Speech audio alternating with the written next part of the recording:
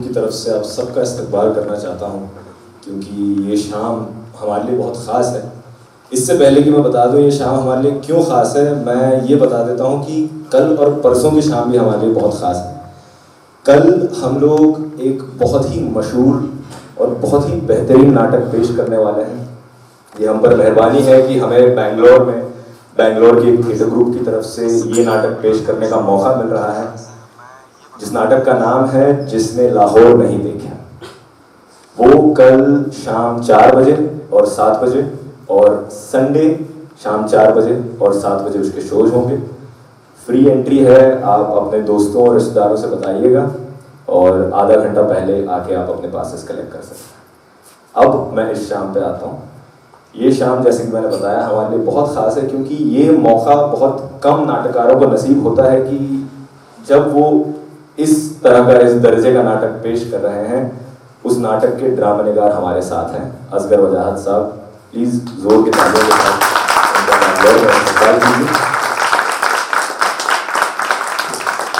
तो बिना किसी देरी के मैं दिवस गुप्ता, जो काफ़ी नामगार थिएटर आर्टिस्ट हैं और बहुतों के उस्ताद भी, उनसे गुजारिश करता हूं कि असगर वजाहत साहब को स्टेज पे लेके आए।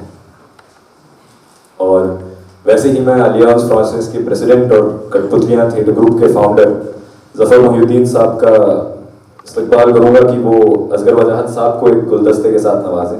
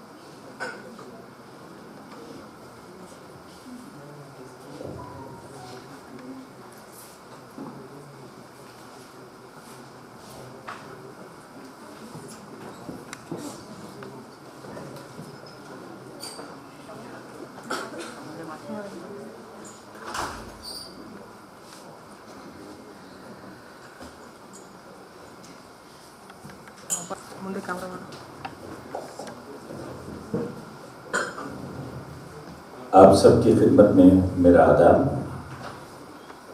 बहुत खुशी हो रही है आप सबको देखकर। जो लोग दूर बैठे हैं करीब आ जाइए ताकि कनेक्ट और अच्छा बना रहे। और आज हमने ये शाम प्रोफेसर असगर वजाहत साहब के नाम मंसूब की है। आज की शाम में हम आप सबका इस्तकबाल करते हैं और मेरे साथ दिवस गुप्ता भी हैं। दिवस गुप्ता एक जाना माना नाम है बेंगलोर में हिंदी थिएटर में, जिन्होंने अब तक बहुत से एक्सपेरिमेंट्स किए हैं थिएटर के, बहुत से वर्कशॉप्स किए हैं और काफ़ी काम मंटो, इस्मत चुगताई और भी कई उर्दू की कहानियाँ और उर्दू के नाटक जैसे खराशें गुलजार साहब की, और ज़ुबान पर भी इन्होंने बहुत काम किया है। तो आज वो हमारे साथ हैं, ये हमारी खुशकिस्मती है। और प्रोफेसर असगर वजाहत, आपका तारुफ तो मैं क्या कराऊं, क्योंकि ये एक इंटरनेशनल रिनोन पर्सनालिटी हैं। आपके कई ड्रामे ना सिर्फ हिंदुस्तान में बल्कि यूरोप में, अमेरिका में और भी बहुत से कंट्रीज में खेले गए और इनके ड्रामे कई यूनिवर्सिटीज़ में एज ए सिलेबस पेश किए गए हैं। और ये बहुत सी खूबियों के मालिक हैं। ये ना सिर्फ एक ड्रामा निगार हैं बल्कि सहाफ़ी भी हैं। और जामिया मिलिया जैसी मास कम्युनिकेशन की इंस्टीट्यूट में आपने कई साल वहाँ एज ए प्रोफेसर अपने खिदमात अंजाम दिए हैं। आज भी जामिया मिलिया जाते हैं एज ए विजिटिंग प्रोफेसर, लोगों को पढ़ाते हैं। और इनके कई प्लेस कई ज़ुबानों में इनके नाटकों का, इनके लेखन का तर्जुमा भी हुआ है। और ये एक अच्छे आर्टिस्ट भी हैं। आपकी पेंटिंग्स के कई मुजाहरे हुए हैं, कई जगह इनको दिखाया गया है। बहुत सी खूबियों के मालिक हैं। मैं इतना लंबा तो मैं नहीं बता पाऊंगा, क्योंकि अगर आप वेबसाइट पे चले जाएं या गूगल में चले जाएं तो काफ़ी कुछ इनके बारे में आपको जानकारी मिलेगी। तो आज हम अपनी शाम शुरू करते हैं और अपनी एक बहुत ही इनफॉर्मल गुफ्तगू प्रोफेसर साहब के साथ। और दिवस साहब, अगर आप कुछ बोलना चाह रहे हैं तो आपके सफ़रनामे यानी ट्रैवलॉग, जिसे अंग्रेजी में ट्रैवलॉग कहते हैं, प्रोफेसर साहब के बड़े दिलचस्प सफ़रनामे हैं, आप कुछ रोशनी डालिए। शुक्रिया ज़फ़र साहब। सबसे पहले तो सर आपका बहुत बहुत स्वागत है, बहुत बहुत शुक्रिया दावत मंजूर करने के लिए और यहाँ आने के लिए। It's an honour to sit next to you, it's an honour to sit next to you and talk to you. ये सपना है, मैं कई दिनों से आपकी किताबें पढ़ रहा हूँ और ये अचानक से जैसे यूनिवर्स ने कहीं से मेरी बात सुन ली और ज़फ़र साहब ने कहा कि आप आ रहे हैं तो गुफ्तगू होगी, तो मुझे बहुत खुशी हुई। तो मैं इससे पहले शुरू करें, मैं ज़फ़र साहब का एक छोटा सा आपको तारुफ करा देता हूँ। ज़फ़र साहब 1979 से थिएटर से एक्टिवली जुड़े हुए हैं और कॉलेज के टाइम में उनको थिएटर का शौक़ चढ़ा और उसके बाद वो छूटा नहीं, अभी तक नहीं छूटा। पेशे से वो आर्किटेक्ट हैं, एयरफोर्स में बतौर आर्किटेक्ट वो काम कर चुके हैं और वहाँ से छोड़कर फिर उन्होंने अपना खुद का एक ऑफिस खोला, खुद का एक फर्म ज़फ़र एसोसिएट्स, और कई नाटक इन्होंने लिखे भी हैं, कई क्लासिक प्लेस पे उन्होंने काम भी किया है। एक इनका बड़ा मशहूर नाटक रहा है ज़बां मिली है मगर, और वास्तु चक्कर, और कुछ नाटक मुझे देखने का मौका मिला है जैसे टीपू सुल्तान के ख्वाब। एक बड़ी ख़ास बात है ज़फ़र साहब की कि he is a lover of art. तो एक तो ये अभी हमारी खुशकिस्मती है कि ये अलायंस फ्रांसिस के अभी मौजूदा प्रेसिडेंट हैं और ये हर तरह की आर्ट, म्यूज़िक हो, डांस हो, थिएटर हो, पोइट्री हो, सबको बढ़ावा देने की कोशिश कर रहे हैं। और एक ज़बान है यहाँ हमारे साउथ में जिसको उतना क्रेडिट नहीं मिलता जितना उसको मिलना चाहिए, वो ज़बान है दक्कनी। बहुत कम लोग उसके बारे में जानते हैं और ज़फ़र साहब दक्कनी पे बहुत काम कर रहे हैं। उनका एक तो टीपू सुल्तान के ख्वाब जो गिरीश कर्नाड साहब ने लिखा था, उसका तर्जुमा इन्होंने दक्कनी में किया, और एक और हाल ही में इन्होंने नाटक किया था शादी की किरकिरी, जो अंग्रेज़ी में लिखा था मैरी गो राउंड, उसका इन्होंने तर्जुमा किया था दक्कनी में। तो बहुत काम कर रहे हैं ज़ुबान के मतलब, आर्ट के मतलब, और आपको बहुत बहुत मुबारकबाद कल के प्ले के लिए ज़फ़र साहब।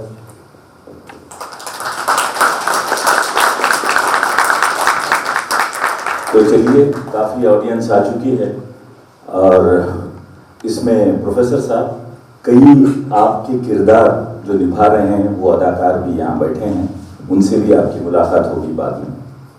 और तो चलते हैं। प्रोफेसर साहब, मैं आपसे ये पूछना चाह रहा था कि आपको पहला ड्रामे, वैसे तो आप सहाफ़ी रहे हैं, जर्नलिस्ट रहे हैं, लेकिन ड्रामे लिखने का जो शौक़ ये कब से शुरू हुआ और क्या चीज़ थी जो आपको झंझोड़ी कि भाई मैं ये ड्रामा लिखूं, और ख़ास तौर से जिस लाहौर नहीं देखा, ये क्यों आपकी जहन में उपजा, इसकी बीज कहाँ से पड़ी आपके जहन?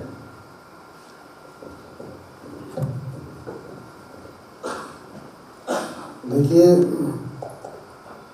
आपके सवाल के जवाब देने से पहले मैं ये कहना चाहूँगा कि मैं आप दोनों हजरात और जितने लोग ख़वातीन हजरात यहाँ हैं उन सब का बड़ा मशकूर हूँ, ममनून हूँ कि मुझे ये मौका मिला कि मैं आप लोगों के साथ, आप लोगों के सामने उन सवालों के जवाब या उन बातों को शेयर करूं जो ड्रामे से मुताल्लिक़ हैं, जो मेरे काम से मुताल्लिक़। देखिए, ड्रामा तो ज़िंदगी का एक हिस्सा है। हम इतना ड्रामा करते हैं अपनी ज़िंदगी में कि हमको पता ही नहीं चलता कि हम ड्रामा कर रहे हैं कि नहीं कर रहे हैं। तो ड्रामे का और ज़िंदगी का जो ताल्लुक़ है तो वो बहुत गहरा ताल्लुक़ है। हम ये भी जानते हैं कि ड्रामा असर करता है। मैं एक बात आपसे बहुत ड्रामाई अंदाज में अगर करूं तो आप शायद उसको ज़्यादा गौर से सुनेंगे, और अगर मैं ड्रामे का अंदाज में ना करूं, सरसरी कर दूं, तो शायद आप तवज्जो न दें। कि नहीं, वहाँ ऐसा हुआ कि उस आदमी ने मुझसे ये कहा।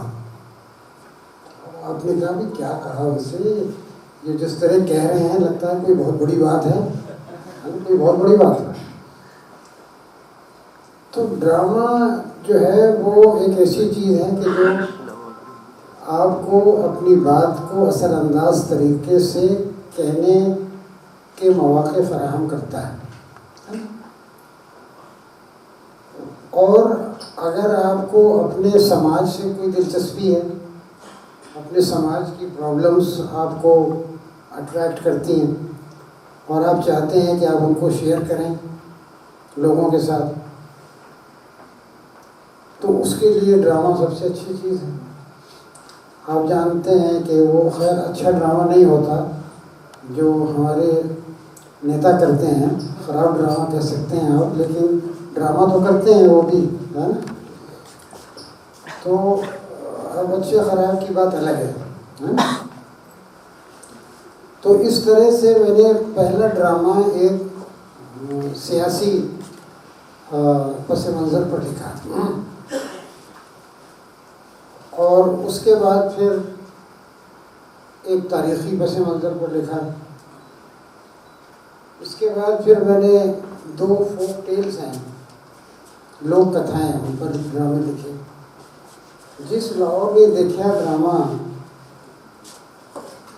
आप जानते हैं कि किसी भी चीज़, मतलब मैं ये मानता हूँ कि कुछ चीज़ें जो आप देखते हैं या पढ़ते हैं वो एक बीज बनता है, बीज होता है जो आपके अंदर आता है और फिर वो पूरा दरख्त बनता है, पेड़ बनता है। तो इस लाहौर ने देखा के बारे में जो इसकी एक सेंट्रल कैरेक्टर है, बूढ़ी औरत, इसका जिक्र मैंने किताब में पढ़ा कि वो पार्टीशन के बाद लाहौर में रह गई और वो नहीं आई हिंदुस्तान। मोहल्ले वाले उसको बहुत पसंद करते थे, बहुत मकबूल थी, लोग उसकी बड़ी खिदमत करते थे, वो लोगों के बड़े काम आती थी, सब कुछ बहुत अच्छा था। अब देखिए ड्रामा कहाँ से पैदा होता है। ड्रामा हमेशा अच्छाई से पैदा नहीं होता। जब तक कुछ बुराई शामिल ना हो तब तक वो कॉन्फ्लिक्ट नहीं बनता है। तो अगर किसी को कुछ लोग पसंद करते हैं तो कुछ नापसंद भी करते होंगे, ये ड्रामा बनने की शुरुआत है, ये कॉन्फ्लिक्ट की शुरुआत है। और पसंद करने वाले और नापसंद करने वालों के बीच में टेंशन होगा, तनाव होगा और फिर यहाँ से पूरी कहानी जो है वो डेवलप होना शुरू हुई और ये ड्रामा जो है वो इस तौर पर पूरा हुआ। और भी बातें बहुत से एस्पेक्ट में जो आएंगे बातचीत में सामने, तो ये कोई बुनियाद है, बुनियादी है। जी, आपने बुढ़िया का कैरेक्टर कहा क्योंकि पिछले 6 महीने से मैं इस किरदार पर बात कर रहा हूँ। एक बुढ़िया का रोल करने वाली मिंटी जैन जो सामने बैठी हैं और एक सुरेश शर्मा साहब, ये कल उस बुढ़िया के रोल में आपको नज़र आएगी। मैं ये जानना चाह रहा था कि आपके बारे में जब मैं पढ़ रहा था तो एक आपके कोई दोस्त हैं संतोष कुमार जो उर्दू के जर्नलिस्ट रहे, उनसे आपको ये बात सूझी और ये जो माई का किरदार है, रतन की माँ का किरदार, ये आपको कहाँ तक मुतासिर किया और जो आप उस औरत से या उस किरदार से आप जो डायलॉग्स लिखे हैं, मुझे इतनी खुशी हो रही थी वो करते वक्त कि भाई एक बड़ा ही संयम किरदार, जबकि पाकिस्तान के इतने मुसलमान उसके दुश्मन हो गए हैं जो कट्टर मुसलमान हैं उधर, और ये है कि भाई अपनी मोहब्बत जताई जा रही है, कभी अल्ताफ़ साहब के घर में बढ़िया डालने जा रही है तो किसी की बच्ची के चेचक आए तो वहाँ जा रही है। तो ये जो किरदार है इसके जो एलिमेंट्स आपको कहाँ से मिले? देखिए दरअसल एक ऐसी स्ट्रॉन्ग औरत है जो अंदर से बहुत सॉफ्ट है, स्ट्रॉन्ग भी है लेकिन वो बहुत सॉफ्ट है। सॉफ्ट इतनी है कि वो उन लोगों की भी मदद करने के लिए तैयार है जो उसके घर में आकर उसकी मर्ज़ी के ख़िलाफ़ रहना चाहते हैं। तो वो ये कहती है कि मैं तो नहीं जाऊंगी, लेकिन उनकी मदद करती है कि लकड़ियाँ यहाँ हैं, पानी यहाँ से आ रहा है, ये कर लो, ये कर लो, ये कर लो। तो मदद करने का जज्बा जो है वो उसकी फितरत में शामिल है, उसकी फितरत में शामिल है। इसी के साथ साथ वो बहुत स्ट्रांग है, बहुत मजबूत है। तो इस किस्म की वो औरत है जो ऐसे हालात में भी वहाँ रुकी है और ये मानती है कि मैं इन हालात में भी कहीं मैं जाऊंगी नहीं। तो रुकने का मतलब ही ऐसा है कि उसने अपने किरदार को डिफ़ाइन कर दिया, रुक गई है, उसका किरदार डिफ़ाइन हो गया। अब मेरा काम सिर्फ ये था कि उसको मैं विस्तार दूँ, उसको मैं फैलाव दूँ, लेकिन रुकने के साथ साथ ही वो उसने अपने को इस्टेब्लिश कर दिया कि वो कैसी है। ये है दरअसल। सर, एक जैसे हमारे यहाँ बोलते हैं कि theatre is a metaphor of life, और जो नाटक है जिस लाहौर नहीं देखा, ये अपने आप में एक मेटाफर है, एक कैरेक्टर जो है एक मेटाफर है। और माई का किरदार जैसे आप बता रहे हैं कि एक असल औरत थी जिसके बारे में आपने पढ़ा और उसके ऊपर आपने इसको लिखा। अमूमन सारे किरदार फिक्शनल हैं सर, एक किरदार को छोड़ के जिसके बारे में मैं एक्चुअली इसी सवाल में 2-3 सवाल निकलते हैं। एक तो ये है कि मैंने आपके और भी नाटक पढ़े, कहानियाँ पढ़ी हैं, और ये मैंने खासियत देखी है आपके लिखने में कि आप एक असल किरदार को या किसी इतिहास से, किसी हिस्ट्री से किसी किरदार को उठा के उसके अराउंड आप फिक्शन लिखते हैं। जैसे फिरंगी लौटा है, उसमें भी एक कुछ असल किरदार है और इसमें भी है। तो ये एक तो ये स्टाइल है, इसके बारे में आगे चल के मैं आपसे बात करूँगा। लेकिन इस नाटक में एक किरदार है नासिर काज़मी साहब का। नासिर काज़मी जो लोग जानते हैं, नासिर काज़मी बहुत बड़े शायर हुए हैं, पाकिस्तान चले गए थे बंटवारे के बाद।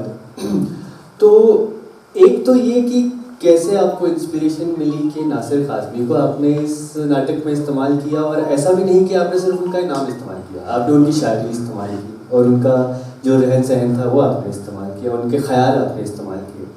तो एक तो ये, और दूसरा मेरा सवाल इसी में ये है कि इतने सारे शायरों में नासिर काज़मी देखिए, नासिर काज़मी एक तरह से सिंबल हैं उन लोगों के जो पाकिस्तान गए लेकिन वो वहाँ एडजस्ट नहीं कर पाए।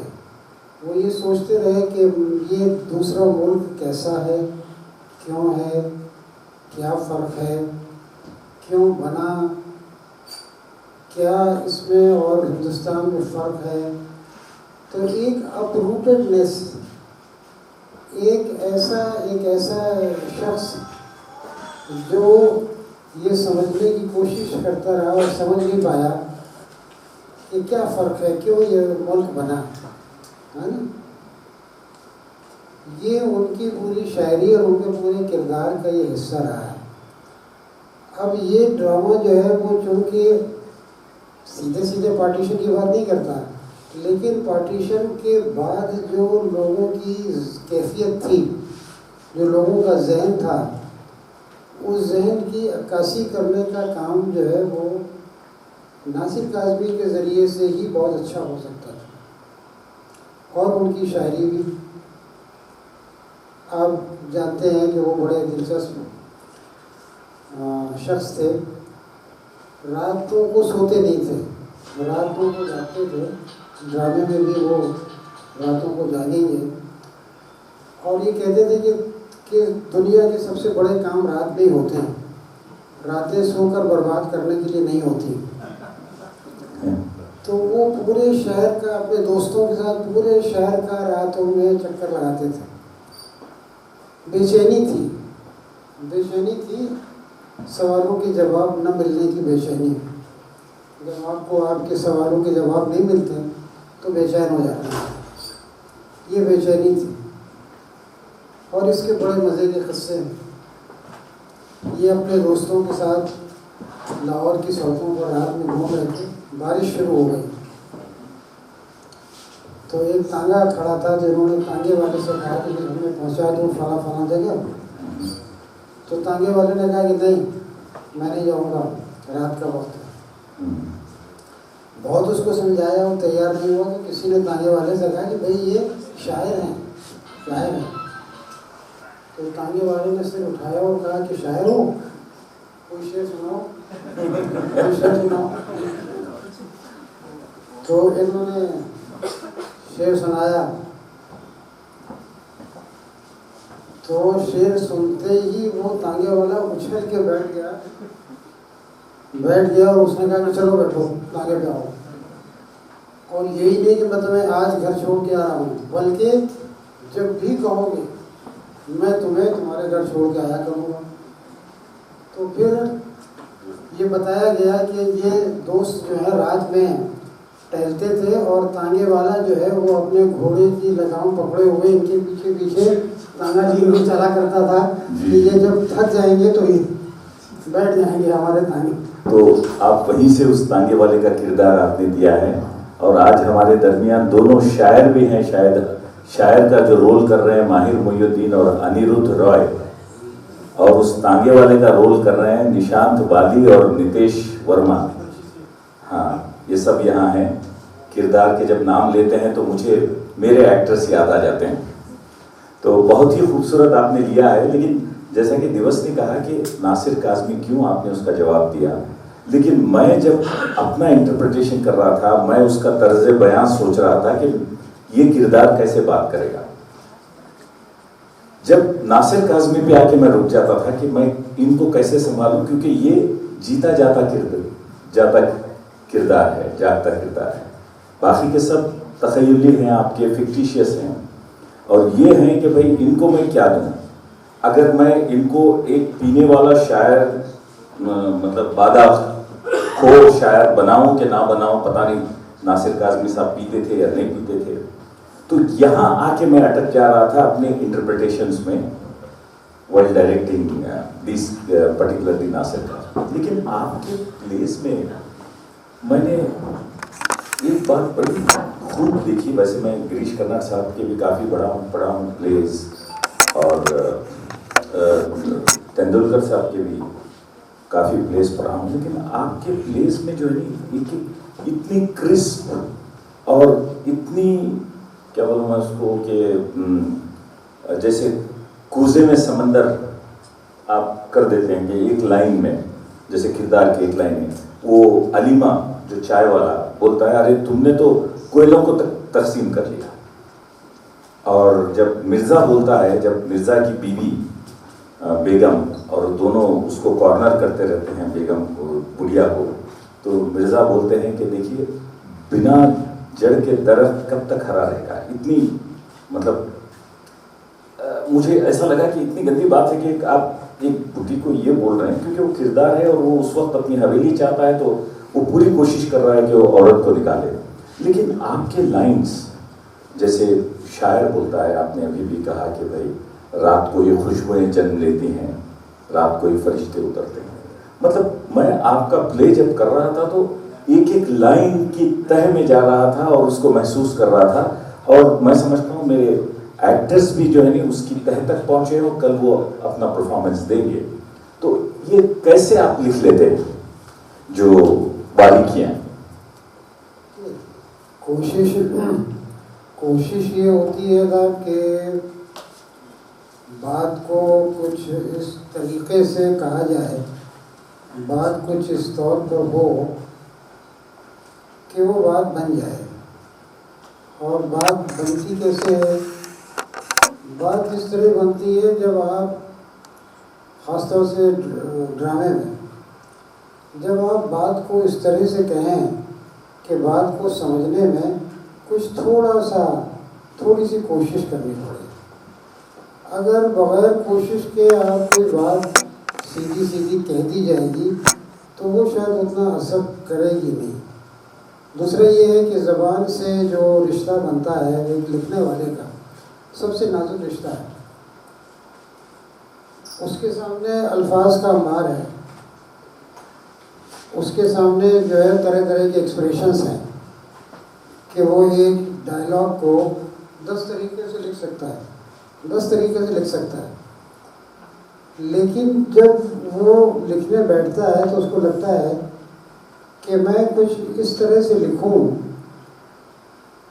कि उसमें इंटरप्रिटेशन की गुंजाइश ज़्यादा बने। उसमें इंटरप्रिटेशन की गुंजाइश बनेगी तो पढ़ने और सुनने वाला जो है उसको अच्छा लगेगा, उसको मज़ा आएगा। जैसे मुहावरे हैं, जैसे और चीज़ें हैं जिनकी का इस्तेमाल आप करते हैं। तो ये आप कह सकते हैं कि लैंग्वेज का एक क्रिएटिव यूज़ होना चाहिए, जिसकी मैं कोशिश करता हूँ। और कहीं कहीं हो जाता है, कहीं कहीं नहीं भी हो पाता है, तो वो चलता रहता है। मैं ज़रा घूम के आऊँगा सर आपसे वापस नासिर काज़मी पे आऊँगा। जैसे आपने बोला कि ये क्रिएटिव लिबर्टी है और प्ले राइट जो है वो एक ही चीज़ को 10 बार लिख सकता है। तो ये मेरे को बड़ा दिलचस्प लगता है, क्योंकि आपकी कई नाटक मैंने देखे जिसमें एक रियल लाइफ कैरेक्टर है, चाहे वो सुल्तान हो, चाहे वो शायर हो, चाहे वो गरीब आदमी हो या कारीगर हो। तो अब आप एक तो नाटक लिखते वक्त प्ले राइट की सबसे बड़ी रिस्पॉन्सिबिलिटी हो जाती है कि हर किसी को एक अलग आवाज़ देनी है, हर किसी का एक अलग लहजा होना चाहिए, बात करने का एक तरीका होना चाहिए, उसके ख्याल अलग है।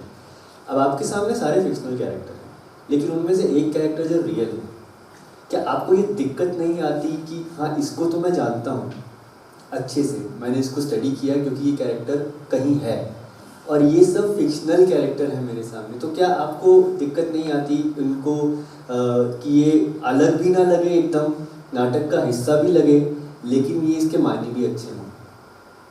देखिए, दिक्कत आने का तो कोई सवाल नहीं है। दिक्कत क्यों आएगी? मतलब जिसको आप जानते हैं तो उसके पोर्ट्रेट में दिक्कत आने का सवाल नहीं सर, उसके बनस्पत बाकी कैरेक्टर, क्योंकि इसके लिए क्लैरिटी आपके मन में पूरी है। अच्छा, अब उनको रखा क्यों? देखिए, एक वजह तो मैंने बताई। दूसरी वजह ये है कि कोई भी लिखने वाला ये चाहता है कि उसके लिखे हुए पर लोग यकीन करें, और यकीन कब करते हैं जब उनको लगता है कि ये सच है। जी जी। और अगर रियल लाइफ कैरेक्टर ही आपने डाल दिया तो फिर सच में तो ज़्यादा वो गाढ़ा हो गया, सच है ना, सच जो है ज़्यादा थिक हो गया।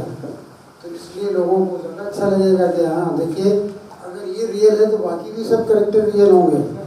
जी, ये भी हो बहुत खूब। एक और बात, जब आप किरदारों की कर रहे हैं तो आपकी जो वर्ल्ड व्यूज़ हैं, जो मुख्तलिफ वर्ल्ड व्यूज़ हैं जो आपने एक जगह किया है, जैसे पहलवान का, मिर्ज़ा का, मौलवी का, माई का, शायर का, सब किरदार यहाँ अदाकार बैठे हैं। मैं उनके नाम लेता जाऊँ तो बहुत लंबा होगा, अब कल तारुफ करा दूँगा। लेकिन इन तमाम को आप एक सोशल स्ट्रक्चर में बांधते हैं और उसको इतनी खूबसूरती से आपने इस नाटक में बांधा है कि हर एक का अलग डिफरेंट पॉइंट ऑफ व्यू है। पहलवान जो एक कट्टर मुसलमान है, मौलवी जो एक इस्लामिक एक सही थॉट जो है इस्लाम का वो पेश करता है जो मौलवी है, और जो मिर्ज़ा है वो एक बड़ा सीधा सादा आदमी है, थोड़ी लालच में आ जाता है फिर खुद को संभाल लेता है। और शायर वो अपनी दुनिया में मस्त है, जैसे रातों का मज़ा ले रहा है वो, और बात कहे जा रहा है अपनी कि उसने कहता है कि भाई अरे यार, जब भी तुम गुस्से में हो तो पाकिस्तान के वज़ीर आज़म को एक ख़त लिख मारो, बड़ी खूबसूरत लाइन लिखी है आपने, बहुत कुछ कह जाती है। तो उस तरह जो मैं आपके किरदारों को पढ़ रहा था, समझ रहा था, फिर अपने अदाकारों से वो निकाल रहा था उनके अंदर से, तो मैं सोच रहा था कि आप इतने खूबसूरत अलग अलग वर्ल्ड व्यूज़ कैसे आप संजो लेते हैं एक छोटे से नाटक में। कैरेक्टर्स, किरदार जो है वो अपने आप में एक किरदार नहीं होता, पूरी दुनिया है। किरदार की एक पूरी दुनिया है, कैरेक्टर्स की पूरी दुनिया है। वो जब हमारे सामने आता है तो वो फिर अपनी दुनिया को लेके आता है। और इसमें अब जैसे मौलवी का किरदार है।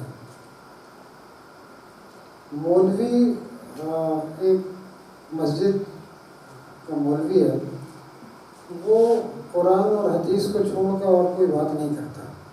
कहता कोई दुनियादारी की किसी तरह की बात नहीं करता। कहता कि ये कुरान शरीफ में है, ये हदीस शरीफ है, मैं बस इन्हीं के बारे में बात करता हूँ। और वो जो बातें कर रहा है वो बात उन लोगों को बहुत बुरी लगती है, जो लोग मज़हब से नाजायज़ फ़ायदा उठाना चाहते हैं, उनको बुरी लगती है। आप लोगों ने देखा होगा कि आमतौर से रिलीजियस लोगों को निगेटिव कैरेक्टर बनाया जाता है। आमतौर से पंडित हुए, मौलवी हुए, इस तरह के कैरेक्टर्स को, लेकिन वो भी एक क्लीशे है। क्यों हमेशा रिलीजियस आदमी निगेटिव होगा? अच्छा भी हो सकता है। तो सही मानों में ये मौलवी जो है, ये इस्लाम की जो तस्वीर सामने लाता है, जो पेश करता है, तो वो हकीकत में मज़हब की सही तस्वीर है।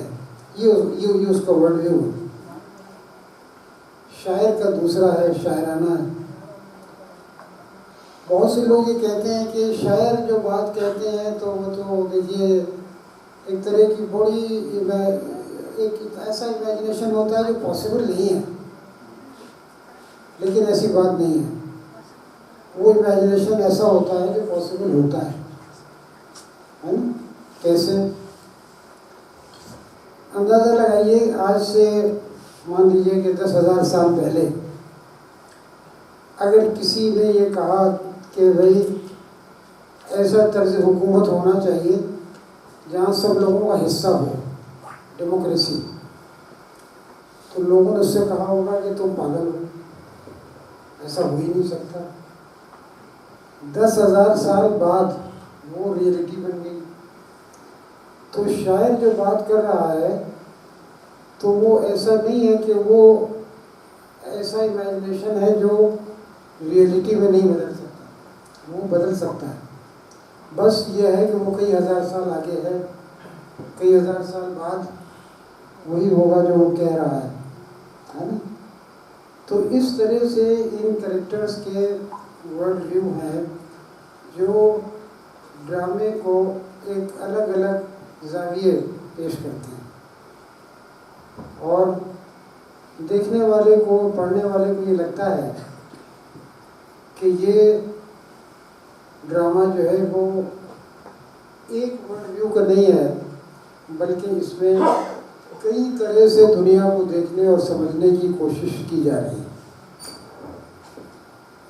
दिवस साहब, आप कुछ कहेंगे? मेरे जहन में एक और बात चल रही है।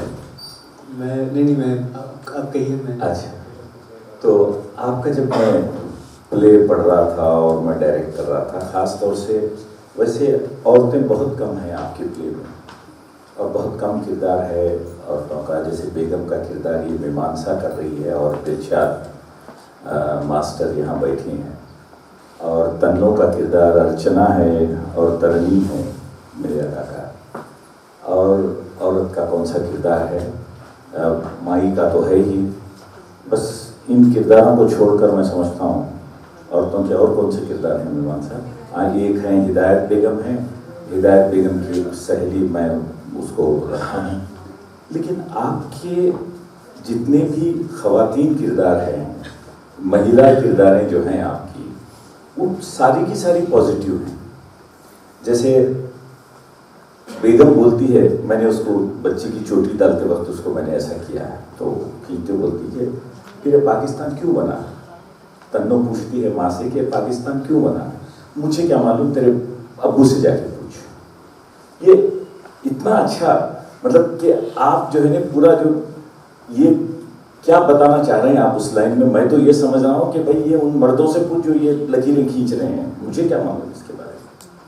तो जिस तरह के आपके पॉजिटिव किरदार हैं औरतें, माई का तो किरदार बहुत ही पॉजिटिव है हर जगह से, कहीं भी मुझे उसकी किरदार में कहीं कोई नेगेटिव झलक मुझे दिखाई नहीं देती। तमाम उसकी मुसीबतों के बावजूद जो लोकल कट्टर मुसलमान उसको जो तकलीफ़ें दे रहे हैं अपने आसपास, उसके बावजूद वो अपनी पॉजिटिविटी बनाए रहती है। कभी उसको ये नहीं महसूस होगा। तो ये क्या है? देखिए, मेरा ये मानना है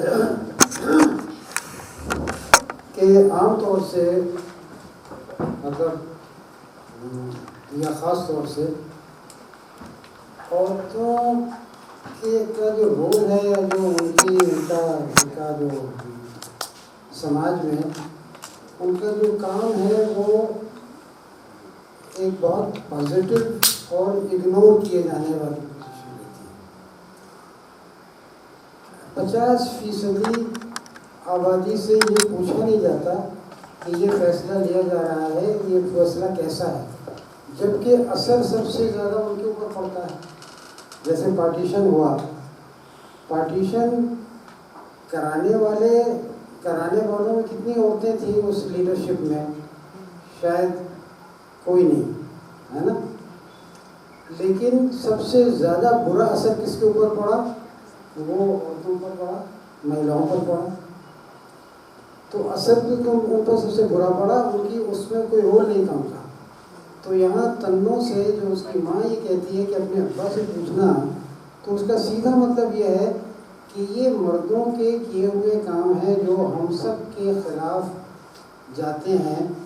और मैं तो इसमें पार्टी नहीं थी, औरतें पार्टी नहीं थी इसमें, तो तुम मुझसे क्या पूछ रही हो? इसको जो पार्टी थे उनसे पूछो, है ना। तो इस नाटक का पूरा एक विभिन्न डिस्कोर्स है, जहाँ आप ये देखते हैं कि जो फीमेल कैरेक्टर्स हैं उनके ज़रिए से वो ताने बाने बुने जा रहे हैं, बुनियाद डाली जा रही है, जो बुनियाद आगे चल के आपको लगता है कि मजबूत हो रही है और मर्द उसमें शामिल हो रहे हैं। हिंदी के एक नाटककार थे जयशंकर प्रसाद, तो उनकी एक लाइन है, कि औरत ने कहा का और मर्द ने उसमें जोड़ दिया कौवा।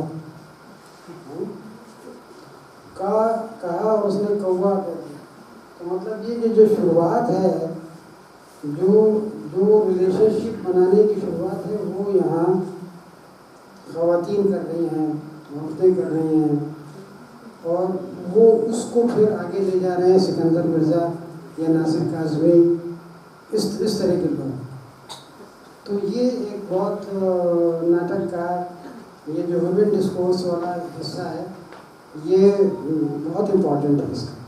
और देखिए, जब सिकंदर मिर्ज़ा ये तय कर लेते हैं कि भाई वो जो बदमाश लोग हैं वो माई का काम तमाम कर देंगे, तो उनको रोकने का काम करती है हमीदा बेगम,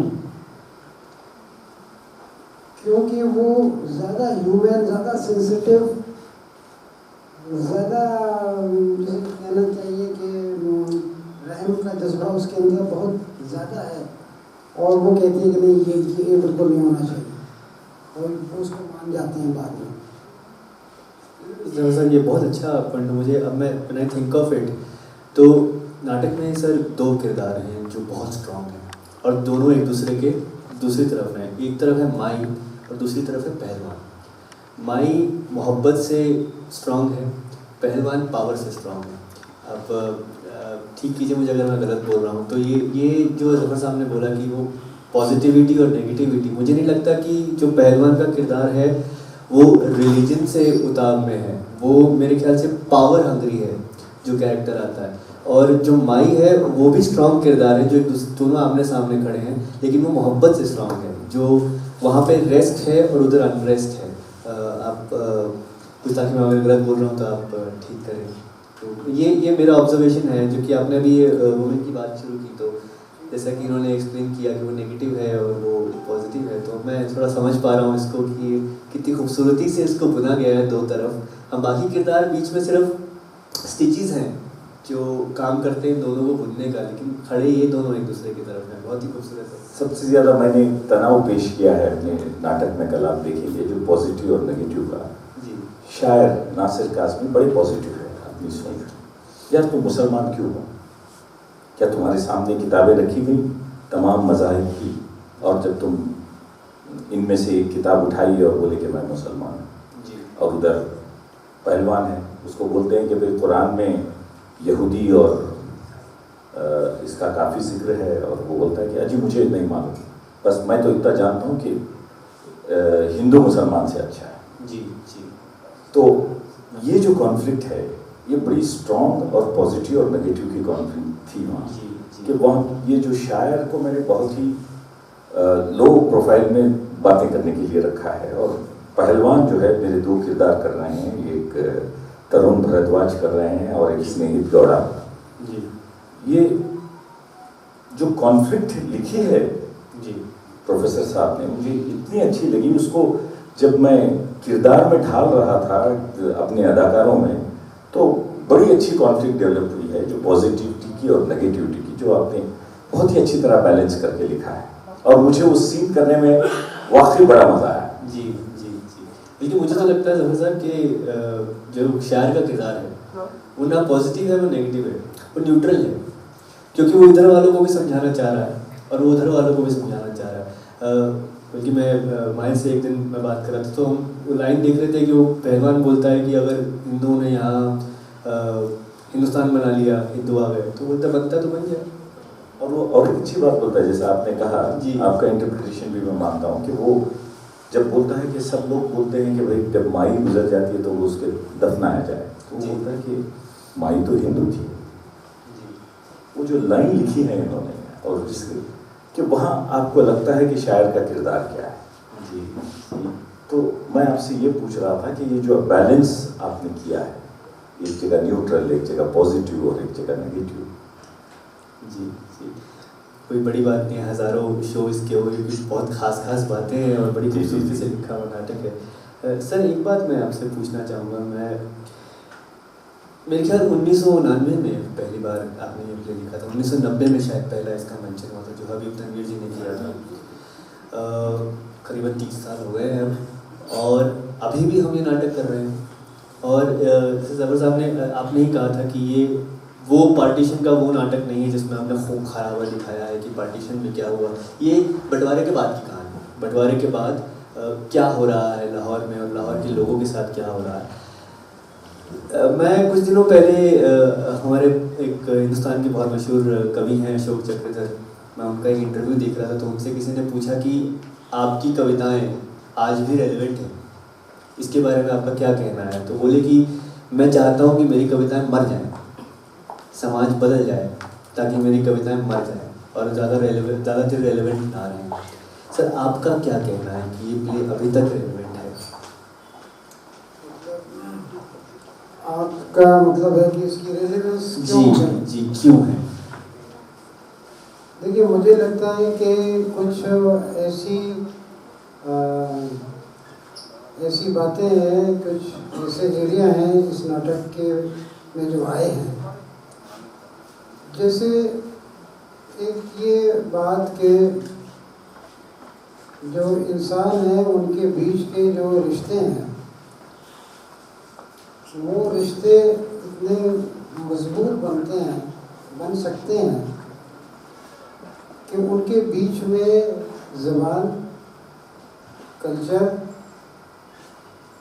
कोई मुल्क, कोई मज़हब वो नहीं आ सकता। ये एक यूनिवर्सल फैक्ट कह सकते हैं। ऐसा नहीं है कि सिर्फ हमारे यहाँ है, पूरी दुनिया में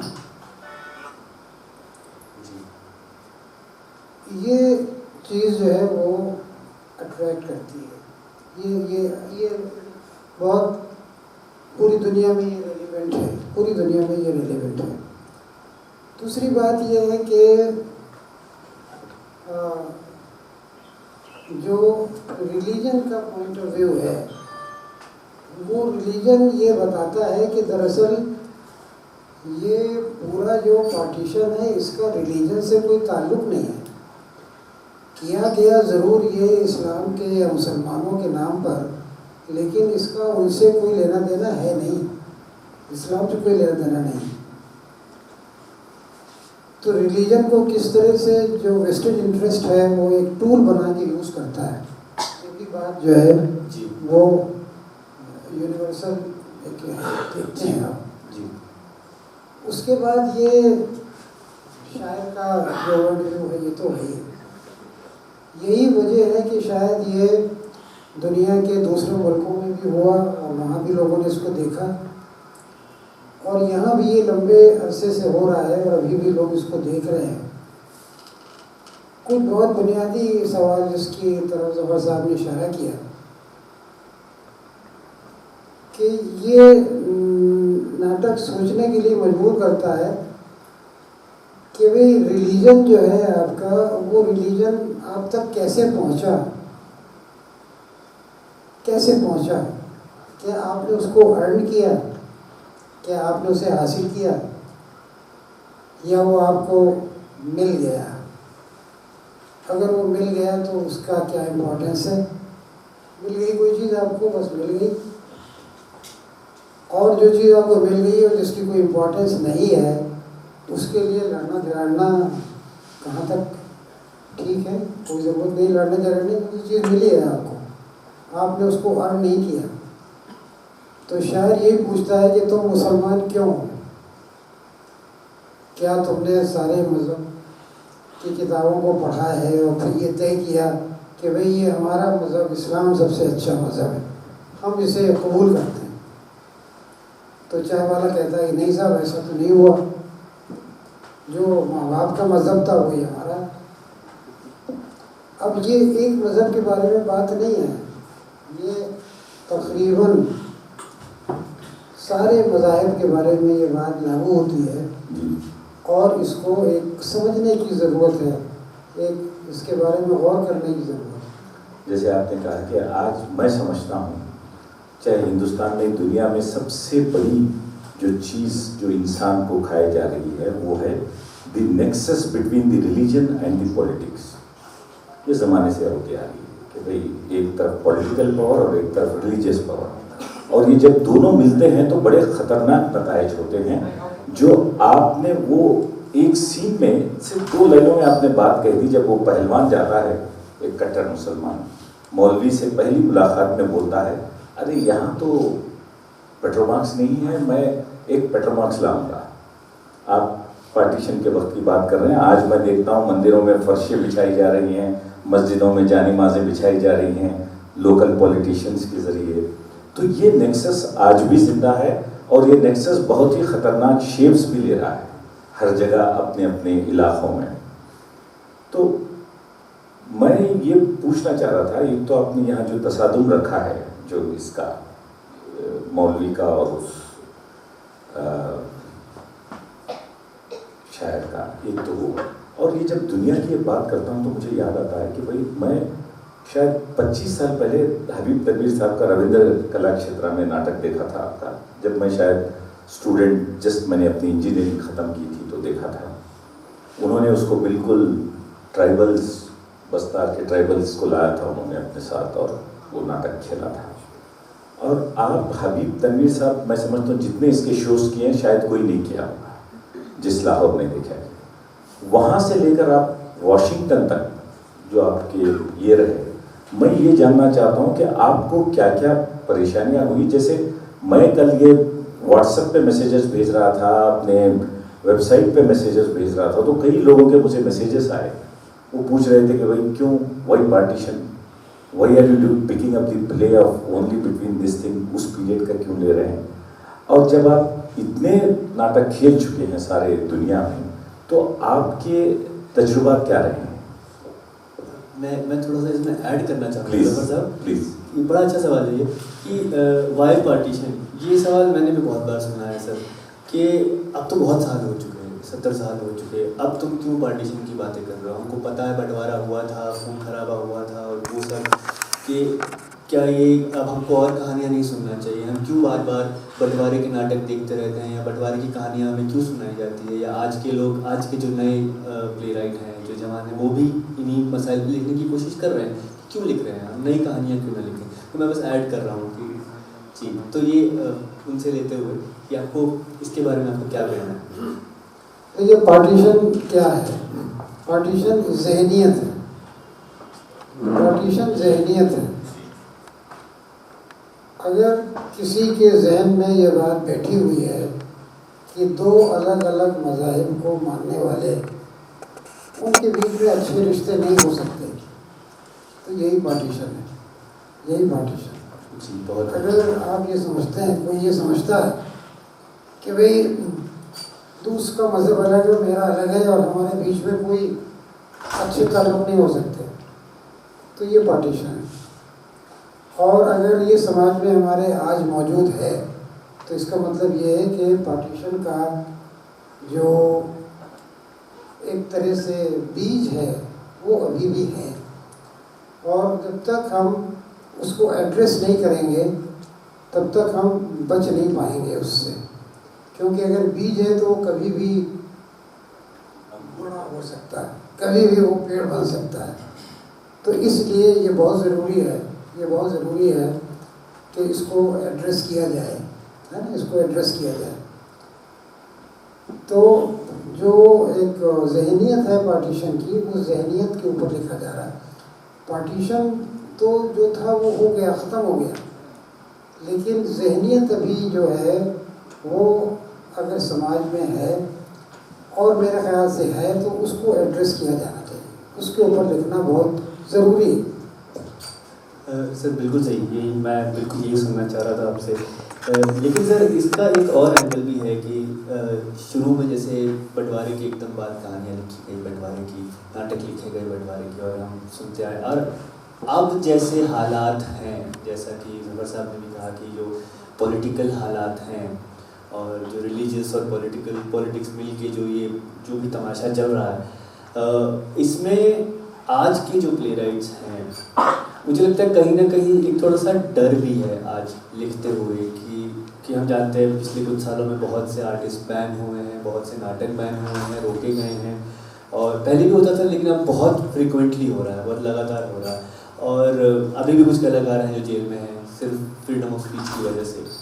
तो क्या कुछ बदलाव आ गया है, या जो प्ले राइट, जो नाटक लिखने की जो शैली थी या नाटक लिखने की जो आज़ादी थी, और जिस तरह धड़ल्ले से नाटक पहले लिखे जाते थे बिना किसी डर के, आपको लगता है कि उसमें बदलाव आ गया है और कुछ करने की ज़रूरत है? मतलब आप बात कर रहे हैं जो एक तो तरह से वो बगैर बताया या बगैर कहा हुआ जो सेंसर, जी उसकी बात। जी देखिए, जाहिर है कि उसका तो असर देखते हैं, लेकिन मज़ेदारी ये होती है कि कहने वाला जो कुछ कहना चाहता है वो कहे, और उसके बाद भी वो किसी गिरफ्त में ना आए। वो उसके ऊपर आप अच्छा, गिरफ्त में वो जब आता है अगर वो उसकी राइटिंग जो है स्लोगन राइटिंग होती है, अगर उसकी राइटिंग जो है वो प्रोपेगेंडा राइटिंग होती है। तो प्रोपेगेंडा राइटिंग में राइटर जो है, अच्छा, प्रोपेगेंडा हमेशा जो है वो एक तरह से सॉलिड होता है, कंक्रीट होता है, स्टेटमेंट वाला होता है। प्रोपेगेंडा में स्टेटमेंट होता है, और अच्छे आर्ट की पहचान ये है कि उसमें स्टेटमेंट नहीं होता।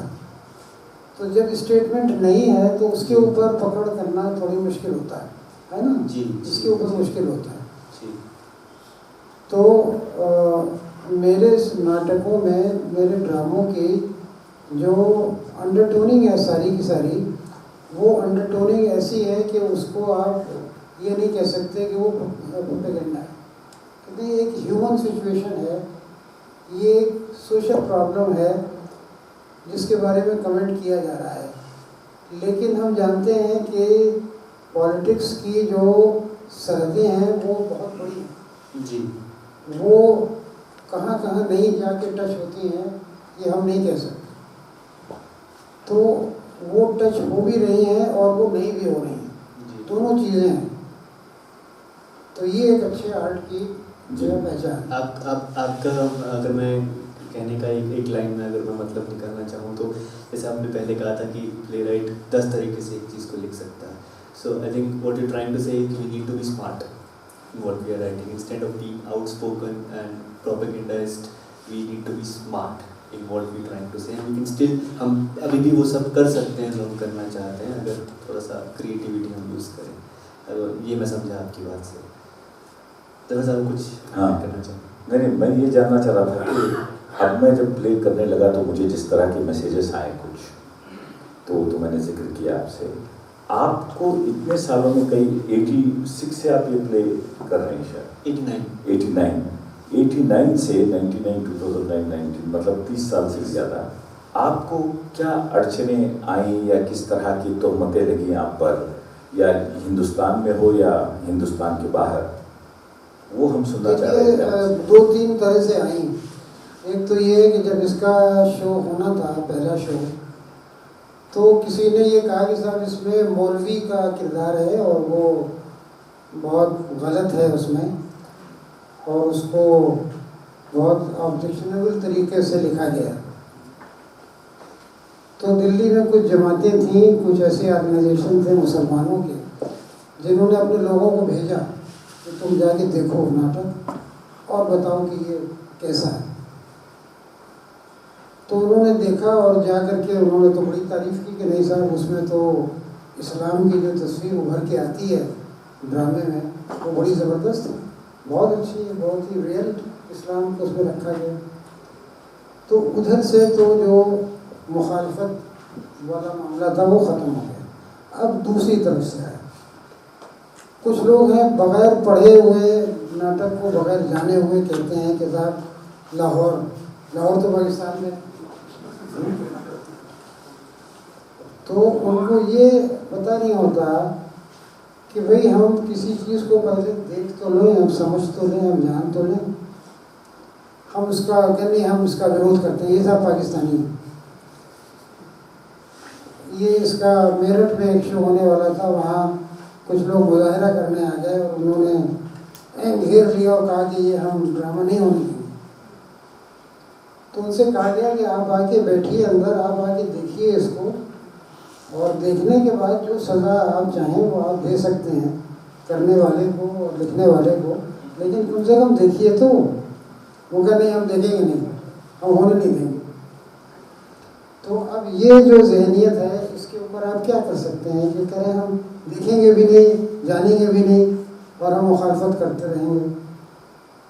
अच्छा, फिर ये है कि कोई भी शहर जो है वो अपने आप में किसी भी मुल्क का वो नहीं होता, रिप्रेजेंट नहीं करता है ना जी। तो उसको समझने जानने की ज़रूरत है, बगैर जाने बुझे हुए काम कर मुखालफत होती है। अब मैंने आपको बताया पाकिस्तान में ये नहीं हुआ है ना, मतलब इसको वहाँ पुलिस ने परमिशन नहीं दी थी होने की, बाद में फिर ये किया गया। तो जितने भी ऐसे लोग हैं कि जो कट्टरपंथी टाइप के हैं, बहुत ही नहीं समझते रिलीजन को, वही लोग इसकी मुखालफत करते हैं।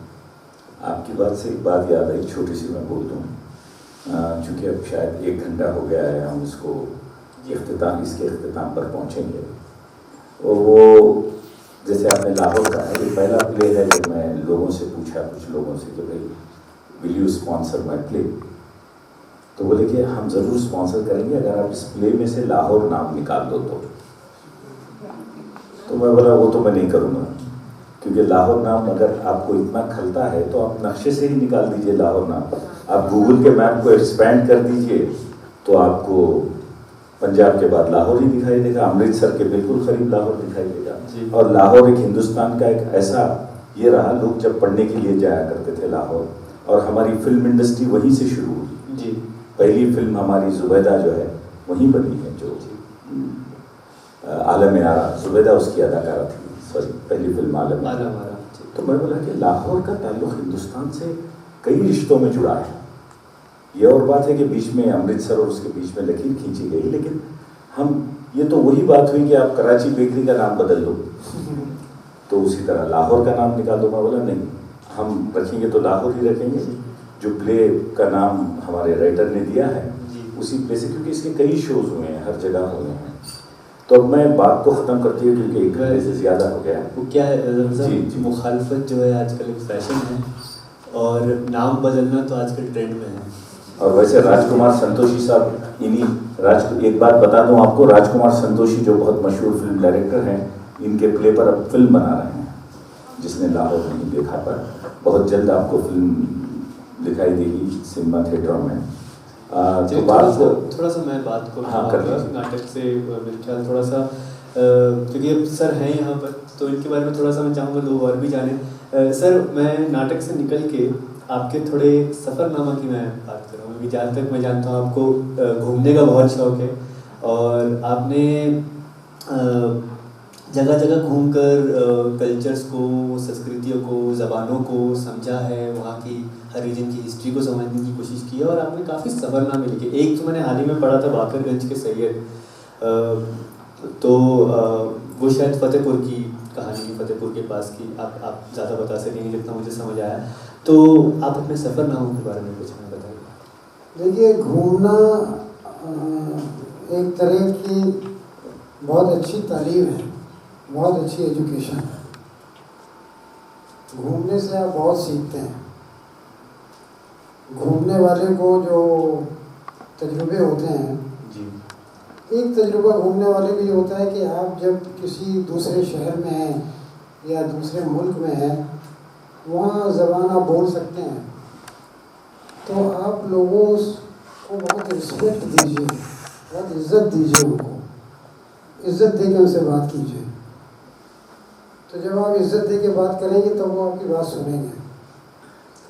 तो आपको घूमने से अगर ये तालीम मिल गई कि लोगों से इज़्ज़त से बात करनी चाहिए, तो वो आपकी ज़िंदगी में बहुत काम आएगी। अब ईरान में मुझे एक जगह की तलाश थी। मैंने देखा कि एक आदमी जो है वो बाग में झाड़ू दे रहा है। झाड़ू माली होगा या झाड़ू देने वाला। तो मैंने उससे फ़ारसी में पूछा और उसको मैंने आका कह के मुखातिब किया। आका मतलब बॉस, है ना। तो उसको शायद ज़िंदगी में पहली बार मैंने ही आका कहा होगा, और कौन कहेगा। तो जब मैंने आका कह के उससे रास्ता पूछा तो उसने झाड़ू अपनी छोड़ दी और मुझसे कहा कि मैं तुम्हारे साथ साथ चलूँगा, जहाँ जाना है वहाँ पहुँचाऊँगा, वहाँ से भी जहाँ जाना है वहाँ ले जाऊँगा, चलो मेरे साथ। तब देखिए आप, एक लफ्ज़ बोलने से, है ना, कितना काम चल गया। तो भाषा की जो बारीकियाँ हैं वो घूमने वाला सीखता है ना। तो घूमने का जो आप राहुल सांकृत्यायन हिंदी के एक राइटर थे, उनकी किताब है घुमक्कड़ शास्त्र। वो घूमने को शास्त्र मानते हैं कि भाई ये एक शास्त्र है। और ऐसी जगह जाना मुझे पसंद है जहाँ लोग न जाते हों। जहाँ सब लोग जाते हैं वहाँ जाने से कोई फ़ायदा नहीं है ना। तो जो रिस्क होते हैं, जो नई चीज़ें होती हैं, वो तो वहीं होती हैं जहाँ आमतौर से लोग जाते नहीं। तो मैं ऐसे इलाकों में गया हूँ जहाँ के चुने हुए नुमाइंदे भी वहाँ नहीं रहते। लोगों ने मुझसे कहा कि आप यहाँ कहाँ आ गए, यहाँ तो जो यहाँ से इलेक्शन जीतते हैं वो यहाँ कभी नहीं आते, आप क्यों आ गए। लेकिन बहरहाल वो एक पूरा मेरे सफ़रनामे हैं, वो आप लोग पढ़ना चाहें पढ़ सकते हैं। ईरान का सफ़रनामा है, उसमें ईरान के सफ़र के दौरान मुझे पुलिस ने गिरफ़्तार भी कर लिया था, वो भी एक किस्सा है। तो इस तरह से तजुर्बे होते हैं, बहुत कुछ सीखने को मिलता है, बहुत कुछ जानने को मिलता है और बहुत अच्छा रहता है। नया विजुअल भी आपको सामने आता है। और आपके, मैंने तो एक ट्रैवलॉग पढ़ा है सर आपका ट्रैवलॉग अमूमन ऐसा होता है कि हम किसी जगह जाते हैं, वहाँ जो कुछ देखते हैं उसे अपने ट्रैवलॉग में डालने की कोशिश करते हैं। पर आपके सफ़रनामों में इतनी इन्फॉर्मेशन है और मेरे ख्याल हिस्ट्री की बुक्स में इतने फैक्ट्स नहीं मिलते जितने आपके सफ़रनामों में हमें हिस्ट्री के फैक्ट्स मिलते हैं। कितना कुछ मैंने आपकी एक किताब से जान लिया हिस्ट्री के बारे में। तो अगर आप लोग पढ़ना चाहें ज़रूर पढ़िए। प्रोफेसर साहब के सफ़रनामे बहुत ही खूबसूरत हैं। मैं थोड़ा आगे चलूँगा कि वक्त कम है। तो आपने शुरू में मेरे ख्याल पेंटिंग में सर से कुछ बात करना चाहेंगे पेंटिंग्स के बारे क्योंकि मैं ये सोच रहा था कि वक्त बहुत होता जा रहा है, बहुत से लोगों के जहनों में कई सवाल हैं जो हमें पूछने हैं जी तो और क्षमा भी पूछ गई है चल रही थी, तो मैं सोच रहा था कि एक आखिरी सवाल पे इसको इख्तिताम करते हैं, फिर आप सबकी राय लेते हैं। आपके जहन में जो सवाल चल रहे हैं, कुछ जानना चाह रहे हैं तो आप पूछिए। वो ये है कि हाँ, मैं आपकी माई की तलाश कर रहा था और सुरेश शर्मा आ गए। ये हैं वो, और एक दूसरी एक्टर हैं जो माई का रोल कर रही हैं, मिंटी जैन के अलावा। तो मैं ये पूछना चाह रहा था प्रोफेसर साहब कि उर्दू थिएटर जो दिन ब दिन मुझे लग रहा है कि गिरती जा रही है, और लोगों को थिएटर तक लाना, और चूँकि लोग अब फिंगर टिप्स के आदी हो गए हैं, यहाँ तक कि बुलाता हूँ तो बोलते हैं कि भाई लिंक भेज देना मुझको। तो मैं 6 महीने की मेहनत करके 2 घंटे की बात के लिए इतनी मेहनत करके, इतने मेरे आर्टिस्ट अपना पसीना ये करके रोज़ शाम में 3-3 घंटे 4-4 घंटे रिहर्सल करके, और जब मुझे बोलते हैं कि ज़रूर आइए, वो तो यार लिंक भेज देना, मैं घर पे देख लूँगा। तो ये क्या हो रहा है कि बतदरीज गिरती जा रही है। और उर्दू लिखने के नाटककारों में भी मैं देख रहा हूँ कि वैसे तो उर्दू में बहुत कम नाटक लिखे हैं, क्योंकि उर्दू के नाटककार ज़्यादातर डायलॉग्स में, जैसे अनारकली हुआ या सोहराब मोदी के आप डायलॉग देखिए, पारसी थिएटर आप देखिए, यहाँ स्टेज क्राफ्ट्स को मद्देनज़र रख के लिखना बहुत कम लोग हैं। जैसे आपके नाटक में मैंने स्टेज क्राफ्ट देखा, आपने 3 सीन में पूरे नाटक को समो लिया, एक हवेली, एक अलीमा की दुकान और एक मस्जिद का सेट। तो मैं दूसरे जब नाटक पढ़ता हूँ तो परेशान हो जाता हूँ कि कैसे मैं इसको स्टेज कर पाऊँगा, बिकॉज सीन पे सीन लोकेशंस बदलते जा रहे हैं।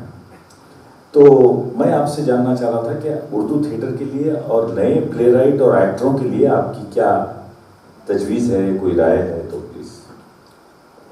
मुझे ये लगता है साहब कि 2 बातें बहुत ज़रूरी हैं। एक तो बात ये है कि जो थिएटर के ग्रुप्स हैं उनका और प्ले राइट्स के बीच में एक बहुत स्ट्रांग रिलेशनशिप बननी चाहिए। जी, मैंने ये देखा है ख़ासतौर से यूरोप में कि थिएटर के ग्रुप्स और प्ले राइट महीनों साथ काम करते हैं, साथ काम करते हैं, और उसके बाद एक प्ले जो है वो बनता है। ये बहुत ज़रूरी है। दूसरी बात, नाटक के देखने वालों को न सिर्फ ये है कि उनका पता लगाया जाए, बल्कि उनकी एक जिसे कहना चाहिए कि उनको लिंक किया जाना चाहिए। फ़र्ज़ कीजिए कि इस शहर में 200 लोग आपके पास ऐसे हैं या 500 लोग ऐसे हैं जो ये कह रहे हैं कि भाई ये नाटक आप करिए और हम आपको सपोर्ट करते हैं, हम इतने पैसे का टिकट लेके हम आएंगे, देखेंगे आगे, काम आपके लिए आसान हो जाएगा, है ना।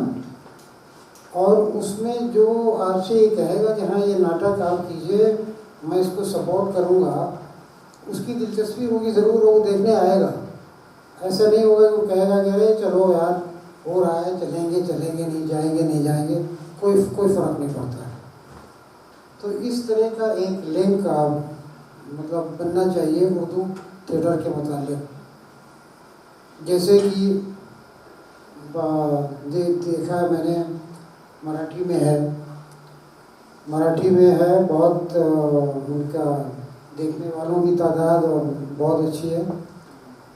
गुजराती में भी है, कन्नड़ में आपके यहाँ है, नीनासम गया मैं, नीनासम में देखा मैंने। तो ये है कि जितना काम आप ग्रुप के साथ करते हैं उतना काम देखने वालों के दरमियान करना बहुत ज़रूरी है। देखने वालों के दरमियान भी उतना काम होना चाहिए। न्यू मैक्सिको में मैंने देखा कि नुक्कड़ नाटक जो लोग करते हैं वो नुक्कड़ नाटक करने के बाद पूरा ग्रुप मशाल ले करके मोहल्लों में निकलता है और हर घर के सामने जाते हैं वो, और घर वालों से कहते हैं कि भाई अगला शो हमारा कल है और आप लोग आइए देखने के लिए। तो अब किसी भी घर के सामने अगर कॉस्ट्यूम में एक्टर खड़ा हुआ है, मशाल लिए हुए इनवाइट कर रहा है कि आप आइएगा हमारा नाटक देखने, तो एक आध ज़रूर जाएगा, है ना। भाई देखो हमारे घर आए थे, हमें बुलाया उन्होंने नाटक देखने। तो क्या है कि नाटक देखने वालों के साथ जो रिश्ता बनना चाहिए वो रिश्ता बन नहीं पाया। तो यही दो बातें हैं जो ठीक है। तो बहुत बहुत शुक्रिया, आपके साथ गुफ्तगू बड़ी अच्छी रही और कई चीज़ें हमें सुनने को मिली, जानने को मिली, और कुछ ऐसे जावियों पर आपने रोशनी डाली जिस पर हमारा जहन भी नहीं गया था उधर। तो अब हम सामान्य से पूछते हैं, अगर आपके जहन में कुछ सवाल हों, कुछ पूछना चाह रहे हों, तो प्रोफेसर साहब से या हमसे पूछ सकते हैं। माइक है वहाँ आखिर।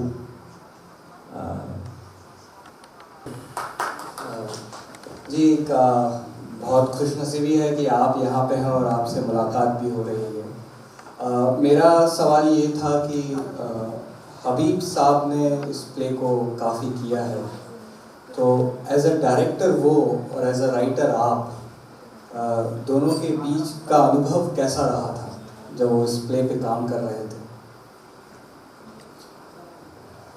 देखिए, नाटक जो है वो एक कलेक्टिव एक्सप्रेशन है। नाटक सिर्फ नाटककार का नहीं होता, ये एक्टर का भी होता है, ये डायरेक्टर का भी होता है, ये लाइटिंग करने वाले का भी होता है, ये म्यूज़िक देने वाले का भी होता है। सबका इसमें रोल है। कोई अगर ये कहे कि नहीं हम किसी के रोल को नहीं मानते तो वो गलत है, वो फिर नाटक नहीं होगा। इंडिविजुअल आर्ट नहीं है, इंडिविजुअल आर्ट नहीं है। होता सिर्फ ये है कि राइटर और डायरेक्टर नाटक के बारे में जो उनकी समझ बन रही है, वो समझ का लेवल जो है वो मेल खाता है ना। हबीब साहब के साथ बिल्कुल मेल खाया। उनके भी कुछ सजेशन थे, मेरे भी कुछ सजेशन, मेरी तो स्क्रिप्ट ही थी पूरी। ये गज़लें जो नाटक में बीच में आती हैं, ये पहले नाटक के अंदर थी। उनकी ये राय थी कि इसको हम सीन जब बदलता है तब वहाँ कर दें। मैंने कहा बहुत अच्छा है, इसको वहाँ कर दिया जाए। उसके बाद कैरेक्टर्स को लेकर के जो उन्होंने कंसीव किया, जैसे गुड़िया का रोल, माई का रोल एक लड़के से करवाया, गिरीश धमीजा नाम का एक लड़का था। उन्होंने कहा बहुत अच्छा करेगा, इससे करवाते हैं। मैंने कहा ठीक है करवाइए, बहुत अच्छा किया उसने। तो ऐसा नहीं हो रहा है कि कोई कॉन्फ्लिक्ट है किसी किस्म का। कॉन्फ्लिक्ट वहाँ पर होता है जहाँ राइटर ये माने कि ये इंडिविजुअल आर्ट है। मैं तो मानता नहीं कि ये इंडिविजुअल आर्ट है। मैं ये मानता हूँ कि नाटक पूरा उस वक्त होता है जब वो स्टेज पर दिखाया जा रहा है। लिखा हुआ नाटक पूरा नहीं होता, वो एक स्टेज है ना जी। ये बात। थैंक यू, शुक्रिया। शुक्रिया सुमित। आप कोई कुछ पूछना चाहेगा? ये अच्छा मौका है, जी प्रोफेसर साहब यहाँ हैं तो आप कुछ जानना चाहते हैं, कुछ पूछना चाहते हैं? हमारे इतने सारे आर्टिस्ट हैं। कौन? अनिरुद्ध? अमित सर, क्योंकि पार्टीशन को लेकर बातचीत चल रही थी, मैं जानना चाहूँगा एक लेखक से कि सिंधियों के बारे में मैं कुछ जानना चाहूँगा। मुझे मेरे बुजुर्गों ने कभी कुछ कहा नहीं, उनका पार्टीशन का एक्सपीरियंस कैसा रहा, उन्होंने क्या देखा, उन्होंने कभी मुझे कुछ सुनाया नहीं। मुझे जानने की बहुत इच्छा है, अगर लेखक से कुछ किस्सा सुनने को मिल जाए तो अच्छा लगेगा। अमित, तुम ये पूछना चाह रहे हो कि तुमने देखा नहीं पार्टीशन और आप इनसे सुनना चाहते हैं कोई एक उस वक्त का किस्सा? हाँ जी, कुछ Is that what I have understood from you? Yes, कुछ किस्सा। ओके, वो क्योंकि बहुत यंग लड़का है, वो बोलता है कि मुझे पार्टीशन के बाद, वो जावेद का रोल कर रहा है प्ले में, तो वो कुछ आपसे जानना चाहता है पार्टीशन के कुछ ऐसे शेड्स शायद। देखो ऐसा है कि पार्टीशन तो मैंने भी नहीं देखा, जैसे आपने नहीं देखा ना, मैंने भी नहीं देखा। मतलब था तो मैं ज़रूर, लेकिन पार्टीशन देखने लायक नहीं था। जैसे कुछ और जो मैंने पढ़ा है वो आप पढ़ सकते हैं ज़रूर। जो मैंने विजुअल देखे हैं वो आप देख सकते हैं ज़रूर। तो मेरा जो एक्सपीरियंस है वो पढ़ी हुई किताबों टेक्स्ट के ऊपर है और विजुअल के ऊपर है जो अवेलेबल है। तो उसको आप देखेंगे तो आप उतना जान पाएंगे जितना मैं जान सका, है ना। वक्त कम है तो एक आखिरी सवाल हम ले लेते हैं जी। बाहर ये शायर का रोल कर रहा है। फैजान साहब, आपने ये प्ले के मुतालिक बहुत सारे ऐसे अच्छे भी हिस्से हैं, जैसे कुछ प्रॉब्लम्स भी आए हैं प्ले को परफॉर्म करने में नेचुरली। ये प्ले के रिलेटेड बहुत अच्छे भी हिस्से आए होंगे कि पूरी दुनिया भर में शो हुए हैं और बहुत लोगों ने अलग अलग तरह से इसको एक्सपीरियंस किया है। जैसे कल भी हम आई थिंक सिडनी के एक शो की बात कर रहे थे, तो वो अगर आप हिस्सा ऐसा कुछ और हिस्सा सुना दे तो बड़ा अच्छा रहेगा। वो पूछना चाह रहे हैं कि जो अच्छे फीडबैक आए हैं लोगों ने, जो अच्छे आपको लेटर्स लिखे हैं शो के बारे में, सिडनी में जैसे हम कल बात कर रहे थे कि या कोई ऐसा कोई किस्सा जो दिलचस्प रहा हो, किसी ने तारीफ की हो या कुछ अच्छी बात बताई। देखिए, सिडनी में जो इसका शो हुआ तो वो नाटक में जितने लोग हिस्सा लेते हैं, अभिनेता, डायरेक्टर, उन सब के लिए बहुत इंटरेस्टिंग हुआ है बात।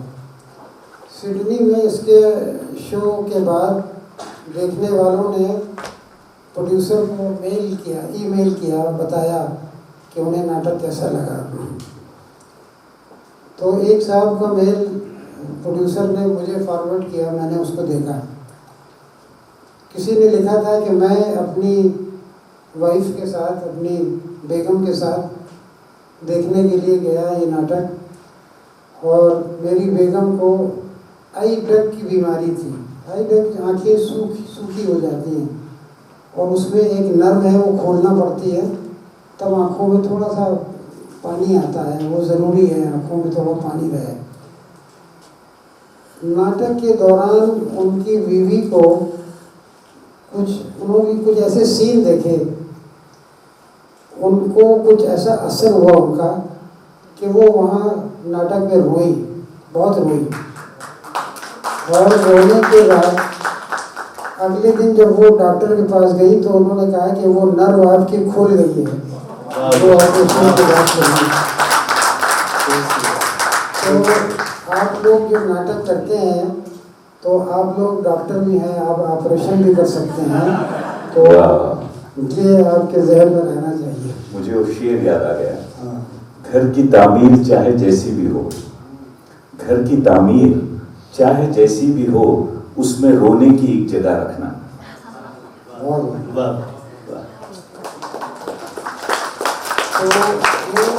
करने वालों के लिए और देखने वालों के लिए, दोनों के लिए बड़ी ज़बरदस्त जो है वो थेरेपी है।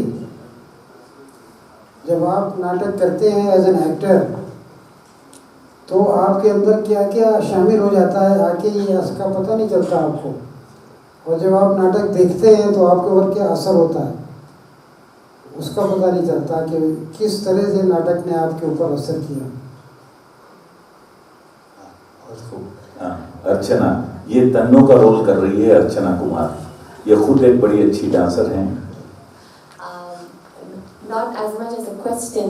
I'm sorry, my Hindi is not very good, so मैं English में बात करूँगी and आप translate करेंगे. I just wanted to say that as a statement, I found when he mentions about the scene level, when Beti and Tanno, when we are talking about, to me, why was Pakistan made, what that conversation, and how beautifully he has suggested, saying that, you know, here we are, the compromised gender and the children who have had no reason for them to suffer, but it is because of that gender we are here now and we have to bear the brunt of all that has happened. And it's kind of like a tube-light has hit inside my head, and I think I'm going to, when I play and say that line tomorrow, it's definitely going to shift in my head. So I found that very, very profound and very heartening inside me. So, It's your observation. It was my observation, and I want to thank him saying that it was a very profound thing. Thank you so Okay. much. Sir जब वक्त तो चला ये जो हमीदा बेगम का role कर रही हैं मीमांसा ओझा, वो कुछ आपसे पूछना चाह रहे हैं। सर सबसे पहले तो बहुत बहुत शुक्रिया आप आए और हमारा हौसला अफजाई किया, बहुत अच्छा लग रहा है। मेरा सवाल ये है कि जिस तरह आपने बेगम के किरदार को बनाया है, माई का किरदार असल था जैसा आपने कहा, बेगम का किरदार आपने सोचा है, लेकिन अगर आज के दौर में भी सोचें तो कोई औरत किसी नए जगह पे जाके मुस्लिम होके किसी हिंदू औरत को अपनी सास की तरह ट्रीट करे, वो आज भी बड़ी मुश्किल बात है। तो तब के ज़माने में मतलब वो दौर ऐसा था या लोग अपनी परिस्थितियों से समझौता कर रहे थे, आपने वो किरदार कैसे सोचा कि एक औरत ऐसा कर सकती है? देखिए, जो वीकनेस है, कमज़ोरी है, पार्टीशन के बाद एक ऐसी फैमिली जिसने सब तरह की मुसीबत उठाई है ना, वो कहता ना कि मैं कैंप में रहा, दुनिया भर की मुसीबत हुई, उसके बाद बड़ी मुश्किल से ये हवेली मिली। तो हमीदा बेगम को ज़रा सा भी सहारा मिलता है तो वो उसके लिए एक बहुत बड़ा एसेट होता है ना। तो माई उसको, जब माई के ज़रिए उसको ही पता चलता है कि अब चूल्हा जल सकता है, माई के ज़रिए पता चलता है कि अब पानी मिल सकता है, माई के ज़रिए उसको ये सारी इन्फॉर्मेशन मिलती है, तो फिर उसका एटीट्यूड जो है वो बिल्कुल बदलता है। और कमज़ोरी में सहारा देने वाला आपके लिए बहुत बड़ा होता है। कमज़ोरी में छोटा सा भी सहारा जो है उसका असर बहुत ज़्यादा होता है। तो हमीदा बेगम के ऊपर माई का जो ये असर है, माई को वो किस तरह से अपने से नज़दीक मान रही है, माई उसकी मदद कर रही है कि रुई कहाँ मिलती है, ये कहाँ होता है, अजनबी शहर है ना, ज़बान भी नहीं जानती वो, भाषा भी नहीं आती उसको। ऐसे माहौल में माई का मदद करना उसको बिल्कुल जिसे कहना चाहिए कि मोम बना देता है, बहुत सॉफ्ट हो जाती है वो माई के लिए। हाँ, हमारे अलियांस के वाइस प्रेसिडेंट भास्कर नरसिम्हा कुछ पूछना चाह रहे हैं, माइक देना जरा।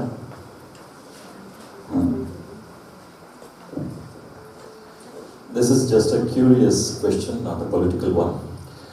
I'm just taking a reference to one of your dialogues, where a young girl lost his mother while Pakistan has formed. And the reply is that, Papa se pucho. And you're trying to, elaborate on that and said, ye mardon ki मामला है. Are you in a way trying to suggest that partition was a mistake or could have been avoided? Is it the message that you're trying to deliver through the play? वो पूछ रहे हैं वही same dialogue, उन्होंने बोला था अब्बा से पूछो कि पार्टीशन क्यों हुआ है, तो वो ये जानना चाह रहे हैं कि क्या आप ये कहना चाह रहे हैं कि बंटवारा एक बहुत बड़ी गलती थी जो मर्दों ने की, That could have been avoided. और क्या इसे अवॉइड किया जा सकता था?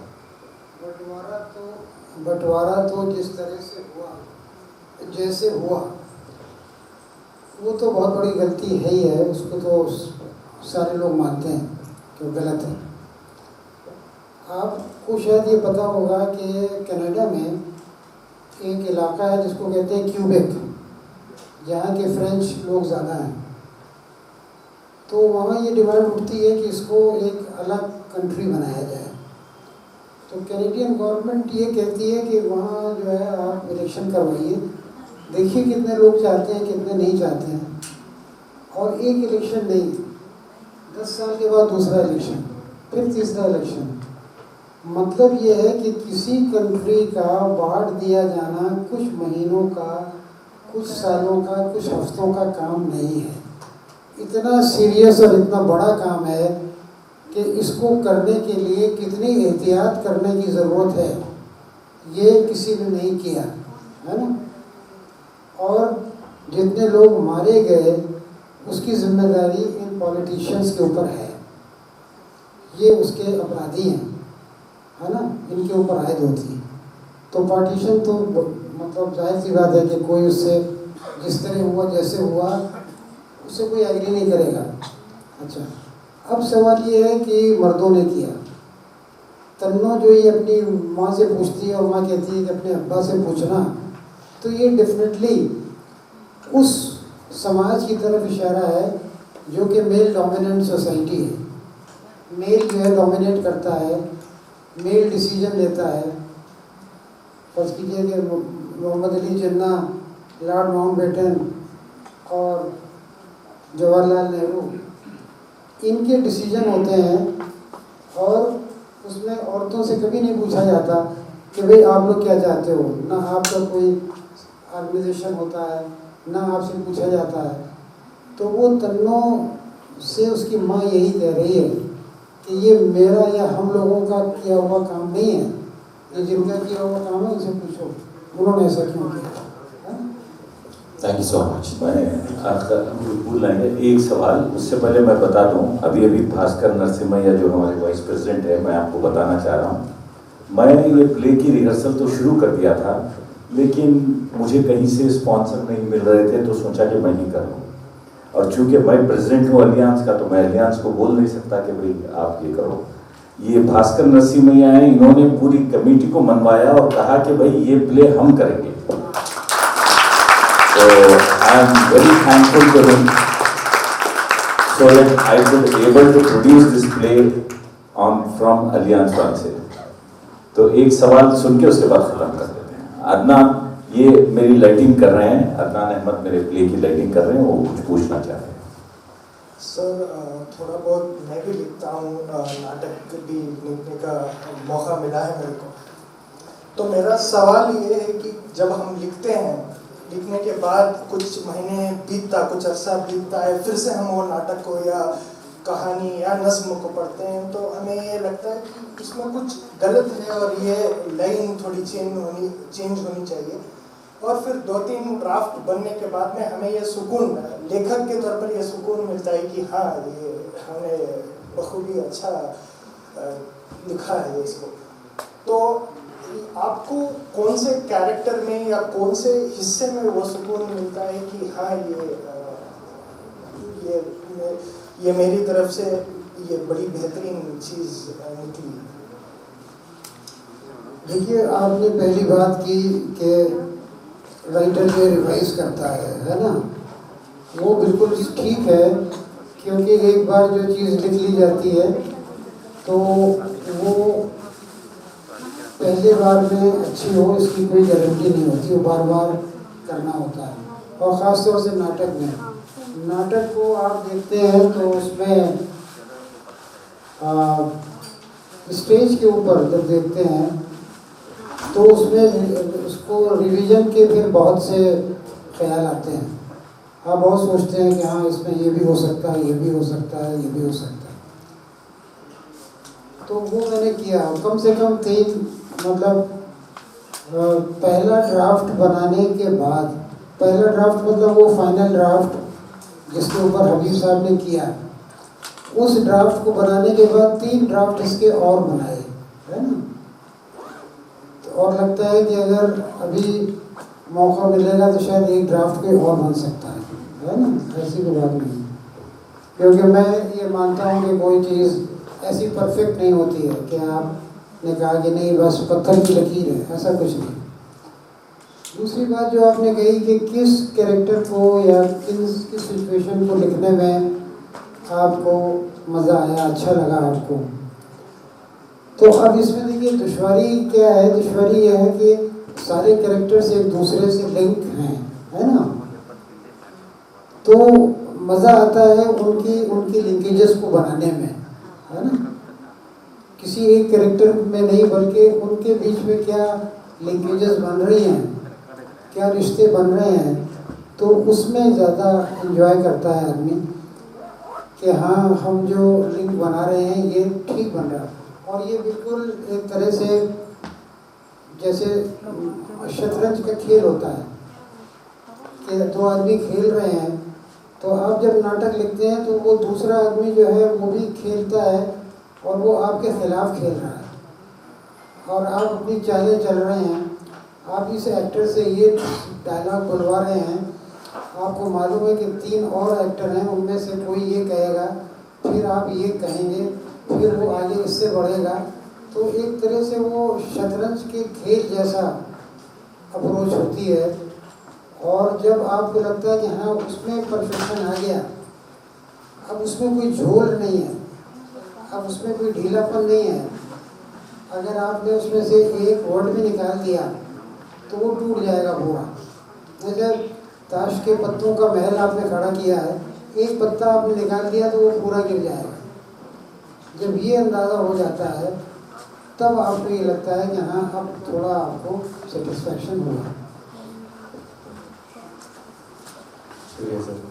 तो चलिए अब हम इस गुफ्तगू को यहीं ख़त्म करते हैं। ये कल के मेरे ड्रामे के टाइमिंग्स और ये हैं कुछ ब्रोशर्स हैं जो तकसीम किए जा रहे हैं, आप लीजिए, आपको इसका वक्त का अंदाज़ा होगा कल आने के लिए। और अगर आपको और कुछ बातें करनी हैं प्रोफेसर साहब से तो बाहर लॉबी में भी आप उनसे बात कर सकते हैं। तब तक मैं ज़रा अपने आर्टिस्टों से, मुझे कल के प्रोग्राम के लिए कुछ यहाँ बात करनी है। तो आप सबका बहुत बहुत शुक्रिया जो आपने वक्त दिया और यहाँ हमारी गुफ्तगू में शामिल हुए।